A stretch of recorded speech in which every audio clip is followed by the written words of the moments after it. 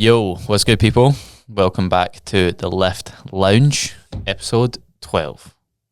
Today, we're going to be chatting about the 80-20 rule when it comes to dieting, lifestyle, creating balance, all that good stuff. But how have you been? Since the last Very one? well. Keeping well. What have you been up to? I like to ask you before we jump into it. Well, my training, we talked a wee bit before, but my training's took a wee dip. I've lowered my sessions down to 3, cardio down to 0, and have just been trying to do very little. Chilling They're out. absolute all fatigue, and get my bloods and stuff in TikTok order so I can push for another cut for another 12 weeks and wrap that up before Christmas. So Hit it hard and get lean before Christmas. yeah, get shredded for Christmas turkey. It's a good time to do it. I think not a lot of people obviously go through a fat loss phase at Christmas for good reason, but I think it's quite good from like a promotional standpoint and stuff to be lean around that time of year because you get all the people coming. I also think I'll prefer prefer it because I don't like doing cardio in the heat and I don't like doing steps in the heat. I much prefer when it's cold. I think we've covered this before, but Leon's not a fan of the heat. No. I think we spoke about this last time, did we not? I think we covered a wee bit, but I absolutely despise heat. Like, I just can't handle it. And even when I was younger, I would have been the kid in shorts and a t-shirt when it was snowing. So I've just been conditioned for it. Nah. I'm built for like 5 degrees. I don't know how. I'm the exact opposite. But let's dive into it, shall we? So yeah, 80-20. Talk about creating balance and diving into what we see, our opinions on it, the reality versus like what it says on the tin. You want to kick off? Yeah. So we'll just cover off the 80-20 for those that don't know is the idea that you should eat 80% clean and 20% not clean for the purposes of balance and keeping some variety in your diet. And just keeping you more interested in keeping your diet fairly clean. If that's something you struggle with, then it might be easier for you to think about getting 4 meals in clean and 1 not, so that you can also integrate that with your partner or outside or doing things that you would normally do to be more social. So that is pretty much what the 80-20 is. Yeah, it's probably just to like avoid burnout, isn't it? Yeah. So instead of going like all in at 100% and absolutely rinsing things for as long as you can and then eventually probably falling out of love with it or hitting a bit of a wall or just not enjoying it, it's a more rounded approach so that you can keep that enjoyment in and keep progressing. So why do we dive into some of the stuff that you see people maybe going wrong with the 80-20? Like what's the biggest things you see that people maybe struggle with? Well, I feel like anytime I've offered the 80-20 is usually when it's a gain phase, of course, for the sake of everything that we just said. But I usually see the issue of they absolutely rip the piss with that 20, and that 20 is not 20% of the calories for the day. It's more like 90% of the calories for the day. They just have a huge Chinese or something, burn through 2,000 calories, and sure, that was enjoyable, but we're technically doing the 80-20 every day. And if you did that every day, you're gonna be back into the cut in a few weeks. So yeah, so maybe for dinner, if you usually have maybe like a 600-700 calorie dinner, yeah, and you should be the meal that you're replacing, and then you go and replace it with like 2,500 calories. It's not 80-20 then, is it? Really? Yeah, and I think we talked about this a wee bit, but I don't think it's like necessarily got to be exactly the same calories. I feel like it's got to have a decent serving of protein in it and roughly the same calories. The whole point of you having that off meal is for the lack of stress and for the balance. So you shouldn't be trying to get the macros absolutely perfect because you're just never gonna find anywhere that does a takeaway or anything that's going to be exactly the macros you need for the meal. So yeah, have you had any pushback on like 80-20, like saying to someone, look, for your final meal of the day, like you have 5 meals for them, let's make sure they're on point for that 5th one, you can have a little bit more of a relaxed approach? Have you had anyone saying like, I actually don't want the relaxed approach, I just want to just nail it? Yeah, I feel like you come across many different types of people. I mean, I've had people who they struggle the most with the 4 meals on plan, and the 1 meal off plan is the most solace they get in their day, and they look forward to it all day, and it keeps them motivated to eat well so that they can earn that meal. But at the same time, I've had people who can't eat that off plan meal because it just ruins the rest of their week, because then they feel guilty regardless of whether or not it was fine or what they ordered was fine. It just messes with them mentally, and they prefer just feeling 100% on plan, and they get too many benefits from that. Yeah, and as coaching is, it's always person dependent, isn't it? If you come across with like an exact answer, then it's usually like that's never the case. Like an exact one size answer. doesn't fit all. And I feel like the 80-20 doesn't apply necessarily to everybody. I feel like it just depends on what kind of client it is.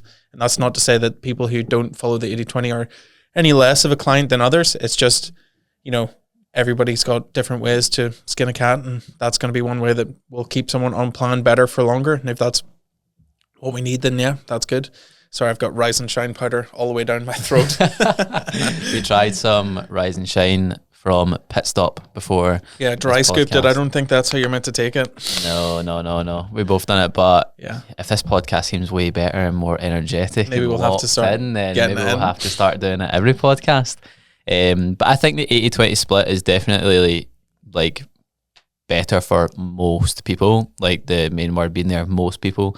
Like you said, there'll be some people that don't enjoy that and they just want to be on point as much as they possibly can, but that's probably a smaller percentage of people. But what I wanted to ask as well, a little bit of a point on how you would maybe look at an 80-20. Would you ever say to someone, look, let's have like maybe 4 days completely on plan and then a cheat day? Because a cheat day is quite popular, I think, especially in like the kind of bodybuilding realm of like, oh, I'm going to have a cheat day today. But I think that's way more detrimental than like, I just don't see how a cheat day is ever useful. Like, of course, mentally it might feel good on the day, but I just don't see how that's at all beneficial, because on that day your protein intake is probably going to be relatively low.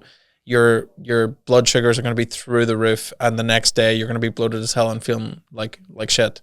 So I don't even think it would feel that good on the day. I think it would feel good in the moment, and I think you'd get to the end of the day and feel the exact opposite. I think you'd feel like crap. Then what do you say to your client then? Like, what, you can have 5 meals off plan? Like, that's a lot. Yeah, a full day. But you hear it quite a lot. I hear it quite a lot. Like, I sometimes get people and clients ask me like, like, when can we have a cheat day? When can we do a 10K eating challenge? I've had that. I've not had that, but to be fair. But a lot of people saying like, oh, when can I have a cheat day? And I'm like, look, I'd much rather we maybe just plan in a couple of cheat meals instead of having a cheat day. You don't need a full cheat day.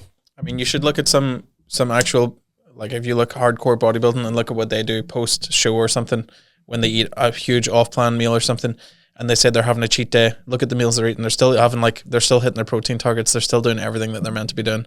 Maybe their calories did go 1,000 over that day, but that's post show. I don't see how, like, each week you should be doing a post show experience. Yeah. Big mukbang on a Sunday. It makes no sense. So something I was wanting to ask you, which I found really interesting, I want you to try and answer this, right? And then we'll go over the data. So before we came on the podcast and before we started heading over here, I was looking to see if there was any sort of research or studies done on how many people think that they eat a balanced diet versus how many people actually do eat a balanced diet, right? So there was a survey done in 2019. Can you guess how many people said that they thought they ate a balanced diet? 60%. Okay, so it was around 80% of UK adults reported they believed they were eating a balanced or healthy diet. Now, can you guess how many people were actually eating a balanced 20%. diet? Yeah, it was 13%, I think. Only 31% of adults are meeting a 5-a-day fruit and vegetable recommendation, with less than 1% of the population meeting all dietary recommendations, including those for fat, sugar, and fiber intake.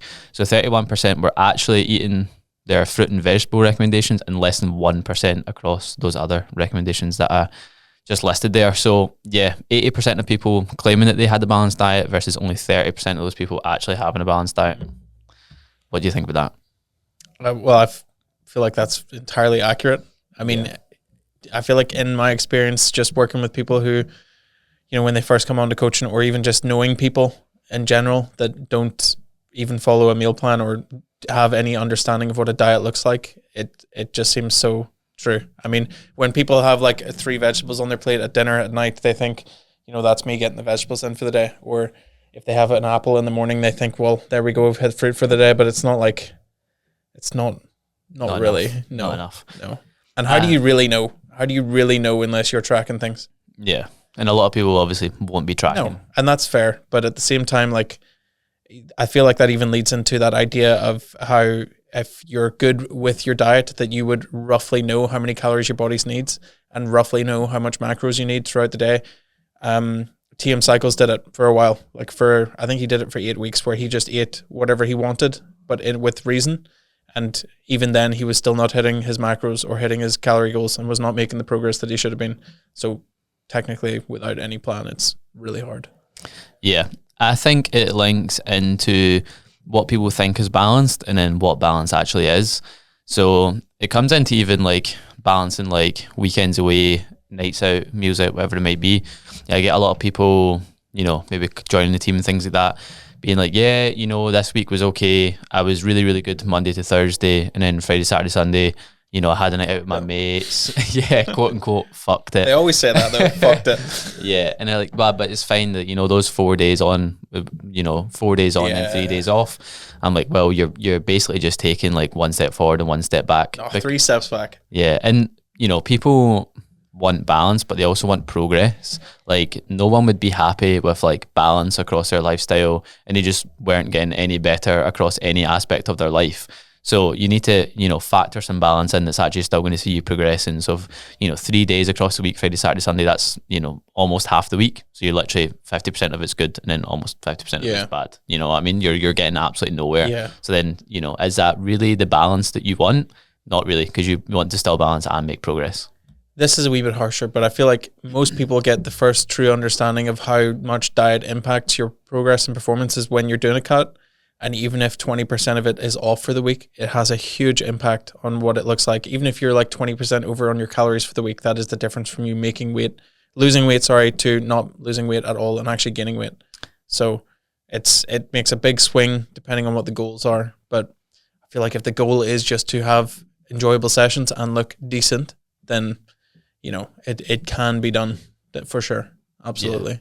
Yeah. I would agree with you there in the fat loss phase. A lot of people quickly realize that if they have like a day or two that's off and it's really quite far off, then that's enough to, you know, even see body weight going up, never mind down. So you've taken yourself out of a you might have lost like 2 kilos from Monday to Thursday and put 4 kilos on from Thursday to Sunday. So yeah, obviously most of that would be water weight. But I feel like just the mental impact of seeing the scales shoot up that much. You know it yourself. You probably get clients where they have quote unquote fucked it for a weekend and then they say, I'm not weighing in for a while. Yeah. Like they said, give me 3 days, then I'll weigh in.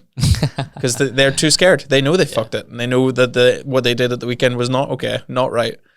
But, you know, I feel like there always has to be some line in the sand that you draw where, well, you just can't beat yourself up too much, you know? Did you have a good time that weekend? Was it, in your opinion, worth it? If it wasn't worth it, then okay, maybe not. But like, if you genuinely had a good time, then look, the weight will shift. Time is you've got all the time in the world. So every now and then, absolutely fine. Yeah, everyone should, in my opinion, go and quote unquote fuck it. Unless you are a serial binger. So yeah. So let's chat about the 20 part of the 80-20. How would you go about saying to, let's say, a client, you know, you're having an off-plan meal. Is there any tips and guidance you would give them around how they would approach that 20? Get a good protein source and don't go crazy on fats. So I feel like obviously that might not sound like the best to everyone, but realistically, if you want like a true, that's what you should be getting for your 20% of the day, then the meal that you're choosing for off-plan needs to be decent. Like it can't be crazy, because if you're going to do this every day, you can't be getting something that's over 1,000 calories. You just can't. Like the impact on digestion and body weight in general is just not going to be good. But I feel like telling them, pick something that is reasonable. Just be sensible, isn't it? Get a good amount of protein in and just be sensible. A lot of people have the common sense to know when they're ripping it. Yeah. So just don't rip it. Get a good amount of protein in. Like you said, don't go crazy on the calories. Don't be going and having like a full Domino's with sides and stuff like that as your quote unquote 20% off. Do you know what I mean? But I feel like some people look up to their idols and stuff and they say, oh, well, this bodybuilder he does this 80-20 rule when he's bulking and he eats like 1,200 calories, but this dude is 130 kilos and you are 70. So, I mean, it's not the same, bro. You know, your daily calories is 2,400, his is 6,000. I think it's really important to highlight as well on social media that the outliers, so the people that you see that have these physiques that you look up to, or maybe they're performing the way that you want to perform, you look up to them in some capacity. A lot of time you'll see them, you know, eating whatever they want, you know, they're not really that locked in with their diet. And it's like, some people, they've grown on social media because of that, like because they're an outlier. Like a lot of the people on social media that are like the really sort of like big influencers are gonna look pretty decent no matter what, like because they have like, you know, supreme genetics. They are they're a bit genetically gifted, so like they don't need to be as on it as you to get the results that you would get. So then therefore, like you may see them having more meals out, more cheat days, more cheat meals, but they still look amazing. Do you think that's misleading though? Like, I mean, for me, I'm not misled when I see Ross Edgley eating 4 pizzas because I know he's just burned like 1 billion calories doing what he's done. But do you really think like the average person looks at that and goes, well, you know, he can eat loads and loads of pizza because he's just in shape or he's just genetically gifted or something? Maybe. I don't think the average person would look at the video and think like, you know, he's doing that just because maybe not him because he's too good of a physical example. But I mean, most guys, or even that guy who eats like, you know, 100 Weetabix in 10 minutes or something, who's a bodybuilder. I'm not sure if you've seen him. Yeah, he does like English fella. 10,000 calories. Yeah, 10,000 calories a day, and he's like shredded. Like, but people don't understand that all week he would have been, he must have been eating barely anything so that he could have enough space to do that in a day, or he's been dieting for so long and that's why he looks so good. I mean, it's not rocket science to us. It's easy for us. Yeah, that's what I'm trying to say. Do you really think the average person would look at that and go, well, you can do that when you're just in shape? No, I think like if you're like maybe like an early teenager and like you're really looking up to these guys, you might actually look at these people and think. I could look at myself at 16 and I would have told you that's absolutely right. Yeah, exactly. Sure, I seen Ronnie Coleman eating chips and chicken, so it must be the same for me. It's like when you're 16, 17 and someone tells you they're natty. And you're like, no, come on. He said, this guy's my idol. I believe this guy. Yeah. It's a similar thing to that. Like, if you're at that age and you're kind of, you know, looking up to them and you're impressionable and they're your role model, you're going to believe a lot of what comes out their mouth. Yeah. But I mean, there will be outliers. I mean, even just thinking there to Ronnie Coleman, I mean, I'm not sure if you've seen his eating videos where he eats like, well, you should watch it. It's despicable. Like he has like a plate the size of half this table, and it's like half the plate's chicken, half the plate's grits, which is like a cheesy American thing. I don't know what it is. And then the other half is like chips, and then barbecue sauce. Must be like 300 grams of barbecue sauce over the whole thing. And the dude has like veins ripping through his jeans. And it's like, okay, look, yes, he can do that, but I guarantee you any other top Olympian bodybuilder could not do that. It's just outlier, you know? Yeah. That's just, he's cut from different thread. 100%. But that's not 80-20 at all. So let's get back. No, let's get back onto the 80-20. So yeah, anything else you want to dive into? Would you do it, or have you done it? I have a much more relaxed approach to, if you want to look at like diet, like 80-20 across my diet than now. Like, but that's just because my output's higher, so I can generally have a little bit more of a flexible approach. That definitely goes away for certain parts of the year, which is something I was wanting to touch on as well. Like, is an 80-20 going to work as you progress through a dieting phase? Might work at the start for the first few weeks, and then it's going to slowly die off. When calories turn too little, your off-plan meal is looking like lettuce and chicken, you know? Yeah. I'm going to have lettuce and chicken tonight. It's my off-plan meal from X restaurant. It's like, you know, when you're dieting, the numbers matter too much. You know, you can't go and get a salad from someplace because you don't know what they've put in it. You simply don't know. And therefore, maybe you chose salads this week from your off-plan meal. You choose a different place next week. But the calorie difference from what they put in it is like 500 calories, and you're 1-1. You haven't lost weight. So it's just like when you're dieting, the variables matter too much. You just need to control everything, which is a sad reality. And then when you're gaining, it's kind of the opposite. If you can get your food up nice and high and you have a little bit more room and more flexibility, and that's when you should probably take advantage of the 20 a little bit more, and maybe having some off-plan meals and stuff, so that way when you get round to actually dieting, you don't miss it too much. So looking at clients and looking at gaining phases and stuff, if you can afford to have that flexibility and increase that enjoyment, because you know at some point you're going to have a fat loss phase, which is going to be the exact opposite and really pretty hard, because you're wanting to push your body to, you know, its limits and look really, really good. Then you're not like, I wish I had all these off-plan meals when I was bulking. Like, if you can, I would encourage you to try and have a little bit more flexibility and a little bit more enjoyment when you can. But yeah, like, getting back to what I was saying there, my diet now is a little bit more flexible, but that's just because output's higher, so I can afford to have it. So if you're maybe looking at kind of the foods that I'm having across the day, my dual dates. Don't even get me started on Majul Majul dates. dates, man. That's his off-plan Oh, meals, by the way. If no one's on that yet, or if Almond you've- croissants, coffees, and Majul dates. the Majul dates. Leon had one for the first time the other day, and I think he was pretty. I was pretty away. blown away. They're so good, but it needs to be the Majul dates and the ones with the seeds. Seeds, is that what you call them? Pits? I don't know. It's probably like a Seeds pit or pits? something. I have no Yeah.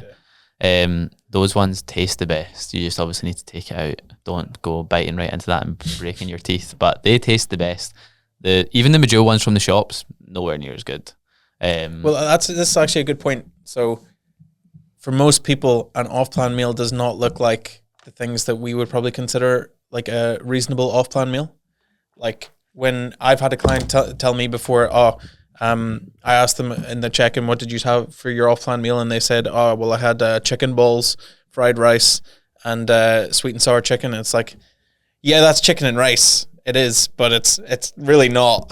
There's also like 50 grams of oil in there. So, it's not the same. Whereas when I think of like having the 80-20, I'd be looking at having like a steak burrito where it is just steak and rice in a wrap, for God's sake. And salsa and guac and stuff is the lowest. Well, maybe not guac, but salsa is certainly low calorie.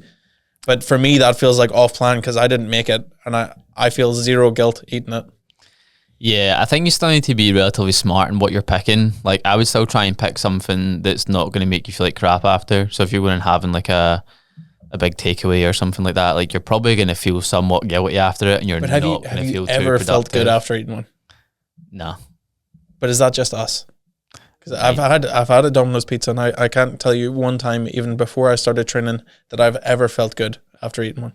Nah, you get about halfway through, and I'm like, I may not. I be wish able to I finish could that. take it back out. Yeah, but I think that's definitely just if you're in the kind of fitness scene. Yeah, you're gonna think like that. Yeah, people would just have a Domino's and be like, yeah, let's get because that tasting. I get a Black Rooster, and I'm like off-plan meal, but it's like Yeah. that's literally chicken and rice. Black Rooster, Pepe's, Nando's. Nando's is so good. Super easy. Yeah, so and easy. it's so guilt-free. Yeah, because that literally is just like chicken. You're just eating chicken and rice that you didn't make. The only Yeah. benefit to it is you didn't make it, Yeah, and it probably tastes better than the stuff you're making. that's the worst when you get an off-plan meal and it's not as good as something you could have made in the house. True. That is the Or worst. when you're so on point with your meals that your meals, and you've been cooking your meals really nice and they're so good, and then you go and have like a chicken and rice from somewhere, you're like, I could have had my chicken and like chips that I make. Yeah, They're I like- get that way with coffee now. I make a coffee in the house, and then don't mean to like toot my own horn here. Toot my own horn.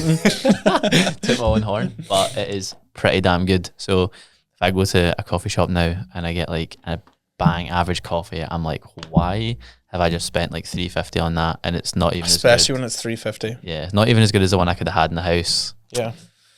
Not ideal. But yeah, I think we've covered quite a lot there, to be fair. Yeah. Well, I feel like with it just is all person dependent. I mean, it won't work for everyone. It will work for most. I think it definitely has loads of benefits, and the cons are minimal if you're reasonable. If you're sensible about it, the cons are extremely minimal. Yeah. But And it will cost more for sure than eating at home. But I mean, you're going to get way more enjoyment out of it. And also, if you have a partner and they don't do anything like you do, then it makes life much, much easier. So that's a huge point, actually, that you've touched on there. Like, if you have a significant other that's not in the space or not on a similar journey to you, then it means that you can offer some form of flexibility with them within reason, and then therefore they can enjoy the process a hell of a lot more. But even on that topic, if you have a partner that is going through the same journey, then you can plan your off-plan meals together. Yeah. And then that's another way to go about it. But like average person maybe eats 2-3 meals a day. And if you're bodybuilding style training or being coached, more than likely you're eating 4 to 5 meals a day, and your significant other may only have like breakfast, lunch, or dinner, or just lunch and dinner. So that dinner is the meal that they'd want to share with you, and that even means that of course, some home cooked meals would be off plan because they are probably not the best, or they're not that closest to your goals, but realistically you could definitely fit them into your plan, and then you would have less stress around that. Like, a lot of people get stressed around the fact that, well, I can't eat what my mother's making, or I can't eat what my partner's making because it's filled with XYZ. But if you've got the calories spare, that you could. Yeah. But that doesn't even just fall into 80-20. That also could fall into just effectively managing your macros. Like you can manipulate your macros, but I feel like that's a lot of stress. I mean, I've done it loads where I have one meal where I'm having like 4 grams of fats, 48 grams of protein, and like 12 grams of carbs, so I can have an exact amount of carbs later for this specific meal that's being made. And it's, okay, now the day fits, but it wasn't worth the stress of sitting trying to calculate all that stuff so I can feel good about myself tonight. I was just about to say, I bet you when you get to that meal and you've went through all that stress of manipulating your macros and pulling down, it's not enjoyable. I bet you get some form of sense of pride at the end of the day, and you think, I still made that work. Yeah, I'm winning at this game. Yeah. But I don't know. For me, when I have like a full day of eating and it's all just the meals that I'm meant to eat, I get like I just get like a mental boost. I won't lie, I feel better than everyone else when I eat just the meals I'm meant to eat. And even on the days when I don't enjoy my meals, I'm not a good example though, because like if you ask me, would you rather do 80-20 for the skin and face or eat the meals that you're meant to eat? I know for a fact if I did 6 months eating the meals I'm meant to eat, I'd feel 100 times better. I think maybe not most, I think a lot of people would feel better if they, nailed their meal plan though. I don't think that's uncommon. Yeah, but I think, like for those weeks where you want to eat off plan and you want to eat things like that, I obviously have those feelings. I'm not robotic and I get them every single week. I always want to eat off plan. I'm a fat shit, honestly. I am. I've got that fat boy gene in me. It's always there. And I still love sweets and shit, and I could hoover 4 packets of sweets easily, but I know for a fact on those days where when I do want to eat stuff that I'm not meant to eat and I eat what I'm meant to eat, I feel like I am king. Absolute warrior mindset getting through that day. Yeah. Delayed gratification at its finest. Yeah. And the ego takes a huge boost. So, because then I know for a fact when I'm speaking to someone, sometimes I'll disassociate when they're saying things like, oh, craving a Domino's. I'm like, how could you ever crave a Domino's? How could you ever crave off-plan meals? Nah. But I know for a fact I have those cravings, but because I'm so on point, I'm like, that's ridiculous. I get that sometimes. If I'm like out somewhere and I'm thinking you're better than someone. I see someone eating something that's like quote unquote unhealthy. Yeah. Sometimes I get this little voice in my head thinking, I could never do that to myself. But I do have those meals still. Yeah. So I don't know why I'm on my high horse all of a sudden. It's the same thing with people who wake up early, I wake up early though. Yeah, but I bet you tell people that you wake up early. You defo do. You've defo got some pride around the fact that, by the way, he wakes up at 4:30, something like that. Pretty sure. I get pride in myself waking up knowing that I'm working. You defo and no one else is working. Exactly. There we go. But I don't necessarily tell people that. No, I'm not saying you rub it in people's faces, but mentally, even if you don't say it, you definitely think it. You think you're so wee 1% better. Oh, what time do you get up to the 7? I already had a run, a workout, and did 25 check-ins by the time you woke up. But I bet you're falling asleep like 7 o'clock, you old pensioner. I fall asleep at 9, to be fair. Most people are probably thinking 9. Some people are in the gym at 9 o'clock. I know, I don't know how. I've never been able to do that. That's ridiculous. Say if you're going to the gym at 9 p.m., that's unless you have like a crazy job. But if you are willingly going to the gym at 9 or 10 p.m., you're a freak. Some people take it too early. Some people take it too far and get up way too early. Are you just saying that because they're better than you? No, because I've seen people getting up at like 3:30 and sometimes like in the gym by like 4, and I'm like, well, unless you have like a night shift or back shift or something, that's got terrible sleep, you insomniac. If you are like us and you have some flexibility of online coaching, you don't actually have to get up at like 3:30. That, in my opinion, it's taking it too far. You have that flexibility. You don't have to wake up at 4. I don't get up at 4. 4:30, 4:45. Come on, 4:45. But I don't. Yeah, but 4:45 is still reasonable. I think there's loads of people that get up at like 5. Yeah, but 5 a.m. club. I would say good book. Yeah, it is. I don't know if I would say really good. It's not the best one that I've read, but it's a good book recommendation. It doesn't blow me away, but I think a lot of people should read it. There's so many benefits to waking up earlier, but I feel like there's always a point where you inherently. So a lot of people have a problem where they do things for the whole purpose of feeling better than everyone else. Yeah. And if you're doing it for those reasons, maybe it's not the best. But there's definitely benefits to feeling better than everyone else. Definitely benefits. I don't do it to feel better than everyone else. I'm not saying you are. To be productive and get a lot more work done in the morning. So yeah. But that's what I was getting into a different completely different topic. But anyway, save that for our podcast. we'll wrap it up there for that one. Hope everyone enjoyed the 80-20. I'm not sure if you've gained a huge amount of confidence about doing it, but hopefully you have got a much more rounded understanding of what to expect when you may or may not want to do it. Hopefully you've enjoyed us chatting about it at least. And I feel like we should plug some stuff, and because a lot of people get to end the podcast and I hear a lot of people saying like and rate and things like that. Yeah. If you're listening on any sort of Give us a wee platform, 5-star. give us a wee rating and share it with your friends and all that good stuff. Thank you for listening. All right. See you in the next one.